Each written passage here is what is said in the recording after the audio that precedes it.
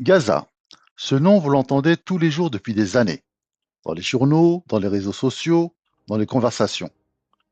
Et pourtant, soyons honnêtes, combien d'entre nous connaissent vraiment l'histoire de cette ville? Je ne parle pas des événements récents, mais de l'histoire, la vraie, celle qui remonte à plus de 4000 ans. C'est face à ce constat, le fait que l'on parle de Gaza sans vraiment la connaître, que Renaud Kingler a décidé d'écrire ce livre. Pour briser cette ignorance, pour nous donner les clés de compréhension qui nous manquaient. Pas seulement voir Gaza comme un nom que l'on entend en boucle, mais un lieu avec une histoire, une mémoire, une identité. Et surtout, pour redonner à cette ville ce qu'on lui a trop longtemps refusé, sa profondeur et sa dignité.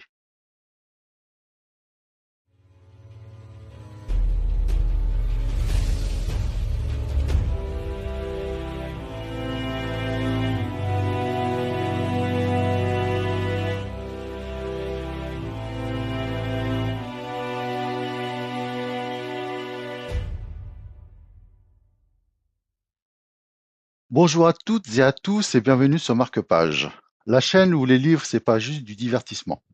Les livres, c'est aussi une façon de comprendre le monde, de comprendre les autres, de comprendre l'histoire. Et aujourd'hui, je vais vous parler d'un livre qui m'a vraiment marqué. Il s'agit d'un livre très court. Ce livre, c'est Une histoire de Gaza de Renaud Kingler, un livre publié aux éditions Sarrazin. Et avant même d'aller plus loin, on commence comme toujours par le marque-page. Le marque-page, c'est notre petit rituel où en quelques secondes, je vous dis combien de temps il vous faudra pour lire ce livre, dans quelles conditions, si le niveau est accessible ou pas, et surtout si ce livre est fait pour vous. Premier point du marque-page, et il devrait convaincre les plus hésitants. Combien de temps va vous prendre ce livre? 146 pages, c'est court, très court. Il faut compter 2h30 à 3 heures de lecture tranquille, soit donc une soirée, ou bien un trajet en train, ou encore 2 à 3 pauses déjeuner. Maintenant que vous savez combien de temps ça prend pour lire ce livre, parlons de comment le lire. Parce que ça change tout. Là, je vais être honnête avec vous. Ce livre demande un minimum de calme et d'attention. Ce n'est pas une lecture de plage. Je vous recommande donc de prendre le temps de bien vous installer, de poser votre téléphone et d'accorder à ce livre toute votre attention. Croyez-moi, ça vaut le coup. Voyons maintenant ce que ce livre demande comme niveau de lecture. Et bonne nouvelle, pas besoin de bagage particulier pour ouvrir ce livre. Ce livre, Une histoire de Gaza, est un livre que tout le monde peut ouvrir. Il est accessible à tous. Mais ça ne se lit pas en faisant autre chose. Il faut être là, il faut vraiment être présent, parce que derrière chaque page, il y a des siècles d'histoire qui défilent. L'écriture est claire et fluide, mais le contenu est dense. Vous savez, 4000 ans d'histoire en 146 pages, ça va vite. Ce n'est pas un livre qu'on feuillette, c'est un livre qu'on lit chaque page. Dernier point, et c'est souvent le plus important, est-ce que ce livre est fait pour vous? La réponse est simple, ce livre est fait pour tout le monde parce que Gaza ne concerne pas une communauté. Comprendre Gaza, c'est comprendre le monde dans lequel on vit. Et d'une certaine façon, c'est aussi comprendre une part de chacun d'entre nous, parce que les questions que pose Gaza, la guerre, l'injustice, la dignité humaine, ça nous concerne tous. Voilà pour le marque-page. Voyons maintenant ce que ce livre raconte, et pour ça, laissez-moi vous en faire le pitch. Ce livre vous emmène au commencement, bien avant les conflits actuels, bien avant le XXe siècle. On remonte aux origines de Gaza, une ville au croisement de tous les chemins que les plus grands empires se sont arrachés. Parce que tout le monde la voulait. Les Égyptiens, les Philistins, Alexandre le Grand, les Romains, les Croisés, les Ottomans. Chacun a laissé sa trace. Gaza a traversé tout ça, elle a été conquise, détruite, reconstruite, et elle s'est toujours relevée. Et c'est exactement ce que Renaud Kingler nous fait sentir dans ce livre que cette ville a une âme millénaire qui nous fait découvrir chapitre après chapitre, époque après époque. Et ce qui est frappant dans ce livre, c'est que vous réalisez très vite une chose. Gaza n'a jamais été un territoire vide. C'est une terre habitée, vivante, culturellement riche depuis des millénaires. Une terre qui a vu passer l'histoire avec un grand H, elle en a été le témoin direct. Et puis vient le moment où le récit rejoint notre époque, le XXe siècle, les événements qui ont peu à peu transformé cette ville en ce qu'elle est aujourd'hui. Et là, quelque chose se passe. Les pièces du puzzle s'assemblent, vous comprenez vraiment.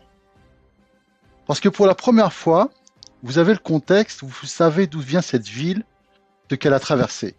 Et ce que vous voyez dans les journaux sans vraiment comprendre, là, ça prend enfin tout son sens. Parce que Renaud Kingler ne vous donne pas une opinion, il vous donne une histoire. Et quand on connaît l'histoire, on ne regarde plus les choses de la même façon. Voyons maintenant ce qui rend ce livre vraiment précieux, au-delà du contenu. Ce que Renaud Kingler réussit avec ce livre, c'est quelque chose de précieux. Rendre l'histoire de Gaza accessible sans la simplifier. En 146 pages, il ne prétend pas tout dire. Il dit lui-même que c'est un ouvrage modeste. Mais c'est justement cette modestie qui en fait la force.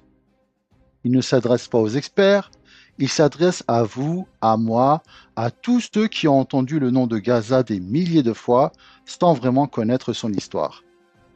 Et en faisant ça, Renaud Kingler ne fait pas que écrire, il s'engage. Ce livre, donc, ne cherche pas à vous dire quoi penser, il cherche à vous donner les clés pour penser par vous-même.